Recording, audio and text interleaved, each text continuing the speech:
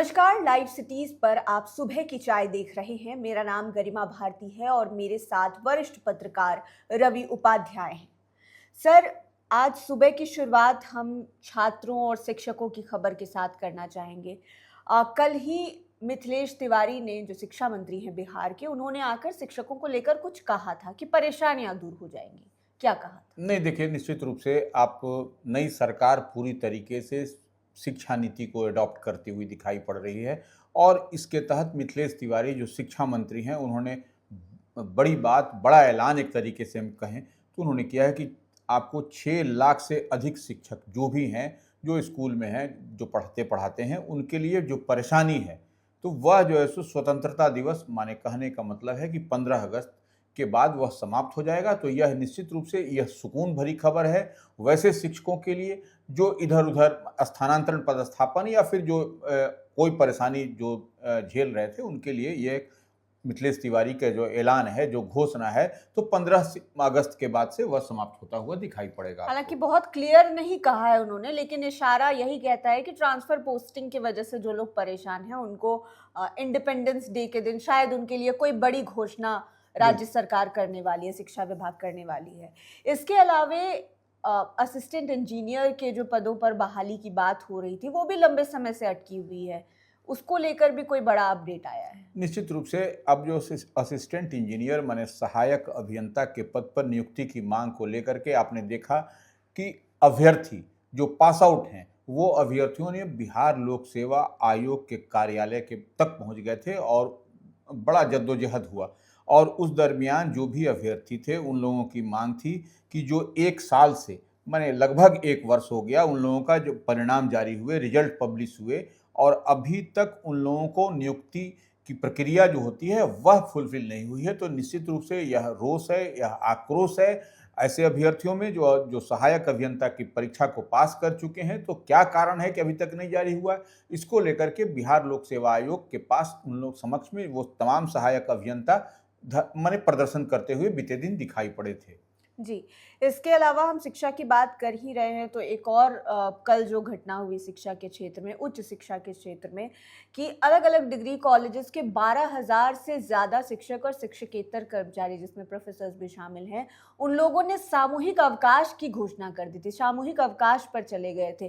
किन बातों का विरोध कर रहे हैं? देखिए, जो हम बार-बार कहते हैं कि शिक्षा नीति को लेकर के जो पॉलिसी बनी है और कई सारे जो अधिनियम बने हैं शिक्षकों के लिए, वह अब देखिए, जैसे कि अब जो नया अधिनियम की हम बात कहते हैं, जो नया अधिनियम बना है, तो वह जो कॉलेज के, अब जैसे मान लीजिए पटना यूनिवर्सिटी के जो प्रोफेसर हैं, उनका स्थानांतरण भी अगर यदि होगा, जब सरकार, जो गवर्नमेंट, जब बिहार गवर्नमेंट इसको देखेगी, कुलाधिपति माने वाइस चांसलर माने चांसलर के जब पावर जब कट किया जाएगा और सरकार जब उसको जब टैकल करेगी, सरकार जब उसको ट्रांसफर करेगी, तो मान लीजिए इससे कि पटना यूनिवर्सिटी के जो प्रोफेसर हैं, उनका तबादला आपको दरभंगा में हो जाएगा। तो ये एक परेशानी का सबब है और उसी को लेकर के बीते दिन आपने देखा कि पटना विश्वविद्यालय के सीनेट हॉल के पास में जो शिक्षक और शिक्षकेतर कर्मचारी हैं, उन लोगों ने धरना बैठे हुए थे।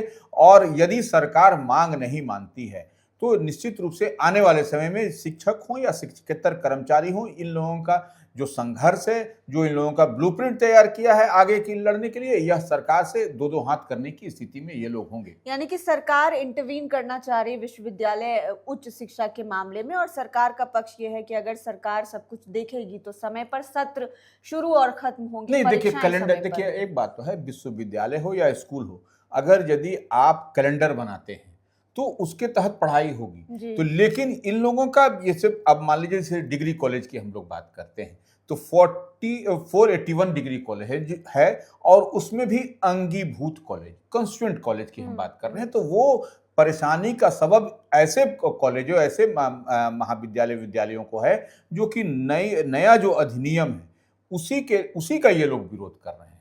ये सबसे बड़ी बात यानी समझने कि वाली। सरकार का पूर्ण रूपेण उस पर अधिकार ना हो। बिल्कुल ये जो प्रोफेसर्स, टीचिंग और नॉन टीचिंग स्टाफ्स है, वो चाहते हैं कि यूनिवर्सिटी के अंतर्गत सारे पावर्स रहें, ताकि ट्रांसफर पोस्टिंग का जो सारा पावर है वो सरकार के पास ना चला जाए। पढ़ाएंगे कैसे, कैसे सिलेबस तैयार होगा, यानी कि वो अपनी ऑटोनॉमी को छिन्न नहीं देना चाहते, बिल्कुल वो चाहते बिल्कुल हैं कि वो बरकरार रहे। बिल्कुल। इसके अलावा हम राजनीति की ओर रुख करते हैं। राजनीति की बात शुरू करने से पहले मुख्यमंत्री सम्राट चौधरी ने कल भी बहुत सारे लोगों के खातों में पेंशन भेजने का काम किया है सरकार की ओर से। देखिए, सामाजिक सुरक्षा पेंशन यह एक सरकार ने एक बड़ी ही माने उपलब्धि की बात करें वह तो निश्चित रूप से सामाजिक सुरक्षा पेंशन यह क्यों दिया जाता है।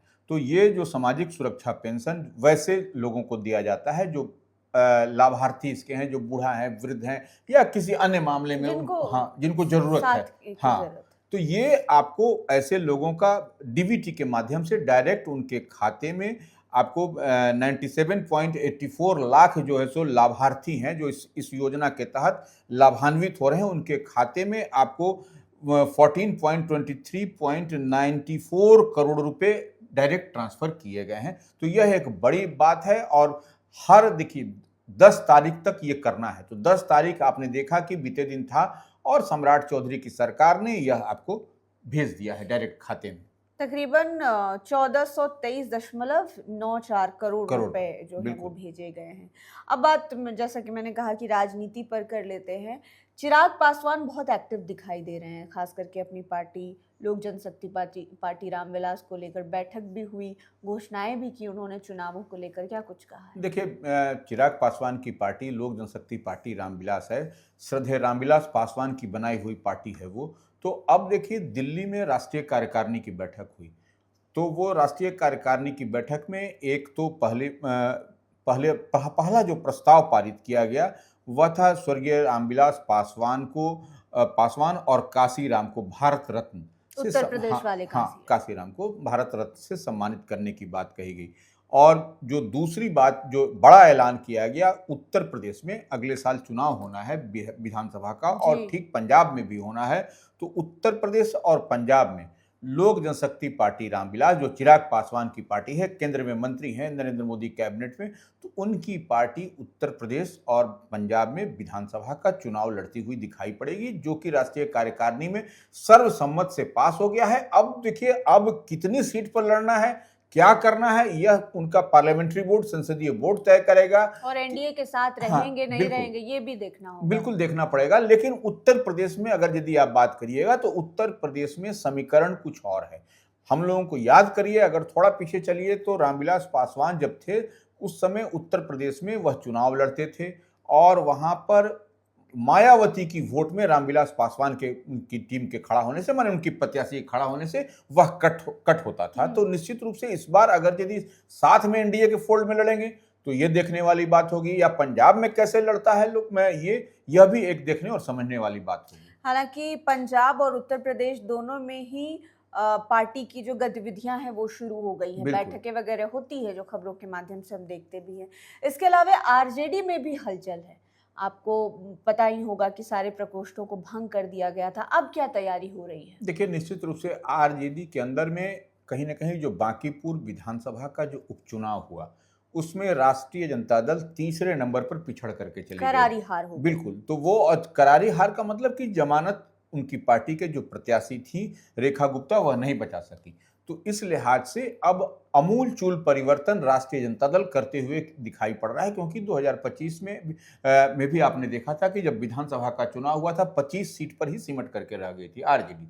तो ऐसे स्थिति में मुख्य विपक्षी पार्टी है और बड़ी जिम्मेवारी कांधे पर है, लालू प्रसाद यादव के मेहनत से बनाई हुई पार्टी है और उस पार्टी का हश्र ऐसा हो रहा है कि आपने देखा कि भाई वीरेंद्र और शक्ति यादव दोनों अलग अलग हो गए। आपने यह भी देखा कि विधानसभा के उपचुनाव हो या ऐसे भी आम चुनाव में जो MY समीकरण, जो कोर वोटर था, वह भी उनकी नौका से उतर गया, वह भी बिदक गया। और इस बार तो बांकीपुर विधानसभा में तो आपने देखा कि प्रशांत किशोर की पार्टी जनसुराज पर MY समीकरण का, तो अपने वोट को भी जब इंटैक्ट नहीं रख पाइएगा तो एक बड़ी चुनौती है इनके पास। तो अब ऐसी स्थिति परिस्थिति में राष्ट्रीय जनता दल ने एक बड़ी तैयारी की है। अब जो दिखाई पड़ रहा है, जो समझ में आ रही है कि राजद के जो प्रदेश अध्यक्ष हैं मंगनी लाल मंडल, उनके साथ में, उनके सहयोग में जो कार्यकारी अध्यक्ष, प्रदेश अध्यक्ष भी बनाया जा सकता है, और वह भी पासमानदा समाज से बनाया जाएगा। मुस्लिम समाज से, पासमानदा समाज से बनाने की बात आ रही है। फिर एक दो